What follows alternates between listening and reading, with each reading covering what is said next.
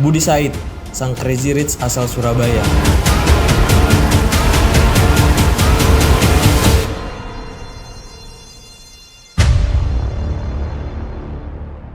Budi Said, sang crazy rich asal Surabaya, merupakan salah satu pengusaha properti yang cukup terkenal dan kaya. Bahkan aset properti di Surabaya merupakan daerah yang sangat strategis dan dapat dikatakan bintang 5. Nama Budi Said mulai dikenal publik ketika dirinya menang gugatan terhadap PT Antam. Dalam kasus ini, memang sangat janggal dan penuh muatan politis. Bukan itu saja, mekanisme pembelian emas pun di PT Antam penuh kejanggalan dan manipulasi melalui mekanisme diskon.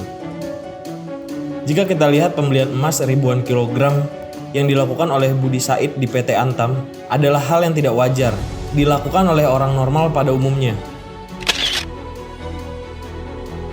Bahkan dalam pembelian emas ribuan kilogram tersebut, dikatakan Budi Said akan mendapat diskon dari PT Antam. Tentunya hal ini tidaklah wajar karena PT Antam tidak pernah sama sekali mengeluarkan kebijakan diskon kepada para nasabah yang ingin membeli emas di gerai-gerai PT Antam.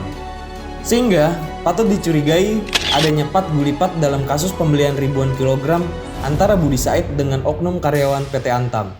Bagi saya, ini hal yang sangat menarik untuk dibedah bersama, agar masyarakat mengetahui bagaimana para penjahat kerah putih itu menjalankan bisnis haramnya di Indonesia yang dikendalikan oleh para bos-bos mafia. Surabaya memang sangat dikenal sebagai kota tempat tinggal para cukong-cukong berduit. Biasanya bisnis utama mereka dikendalikan di luar negeri. Penampilan para cukong-cukong ini pun terlihat biasa saja, bahkan jika dilihat kasat mata tidak seperti orang-orang kaya. Ini menjadi bagian dari strategi cukong-cukong agar tidak banyak orang yang mengenal mereka. Tapi itu hal yang wajar saja dilakukan, tidak ada masalah dengan penampilan biasa para cukong-cukong di Surabaya. Menjadi masalah adalah dari mana asal mereka mendapatkan uang segitu banyaknya, sehingga mampu membeli ratusan hektar. Bahkan seorang Budi Said yang merupakan salah satu dari orang-orang kaya di Surabaya mampu membeli emas ribuan kilogram yang nilainya hingga triliunan rupiah. Tentunya ini sangat tidak wajar. Apakah seorang Budi Said terlahir dari rahimnya Lim Sulyong? Tentu bukan. Tetapi jika dilihat dari bisnis utama Budi Said saat ini adalah di bidang properti, saya banyak mengenal pengusaha-pengusaha properti di Indonesia yang berjuang dari bawah untuk bisa eksis di industri properti, khususnya di wilayah Jakarta dan sekitarnya.